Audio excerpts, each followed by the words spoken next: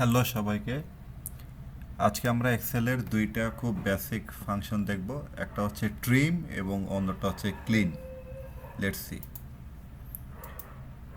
আপনি দেখবেন এখানে নেমটার আগে স্পেস আছে, মাঝখানে স্পেস আছে, এখানে মাঝখানে স্পেস আছে।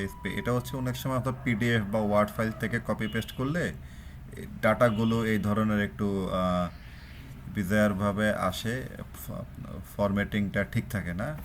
এটাকে আপনি হাতে হাতে টাইপ না করে খুব সহজে ট্রিম ফাংশন ইউজ করেন। এখানে ট্রিম ক্লিক করেন, দেখেন ও ডেটাটাকে একেবারে রাইট ফরম্যাটে নিয়ে আসছে। ড্র্যাগ ডাউন করেন, প্রত্যেকটা নাম অ্যাপ্রোপ্রিয়েট ফরম্যাটে নিয়ে আসছে। আপনাকে আর বারবার এখানে ক্লিক করে করে স্পেস দিয়ে ঠিক করতে হবে না।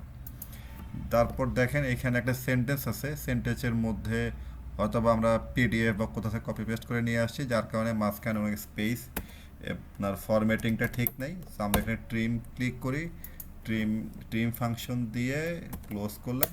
দেখেন এটা একদম অ্যাপ্রোপ্রিয়েট ফরম্যাটে সেন্টেন্সটা চলে আসে। ড্র্যাগ ডাউন করি, দেখেন এই সেন্টেন্সটাও অ্যাপ্রোপ্রিয়েট ফরম্যাটে চলে আসছে। আরেকটা ফাংশন দেখবেন ক্লিন। ক্লিন মানে হচ্ছে ধরেন দেখেন এখানে tomorrow will be the exam, এখানে দুইটা প্যারা চলে গেছে। এরকম ধরেন ক্লিন অনেকগুলো সেল করতে হইতে পারে, কোনোটি দেখবেন আগে পরে অনেক সময় কিছু অদ্ভুত ওয়ার্ড চলে আসে। তো সেই ক্ষেত্রে আপনারা এইভাবে এখানে ক্লিন লিখে এটাতে ক্লিক করেন, দেখেন ও এটাকে এখানে যে দুইটা লাইন ছিল উঠায় দিয়ে এটাকে এক্সাক্ট ফরম্যাটে নিয়ে আসছে। সো এটা হচ্ছে বেসিক্যালি ট্রিম এবং ক্লিনের বেসিক ইউজেস। এটা আপনারা ইউজ করবেন। Thank you.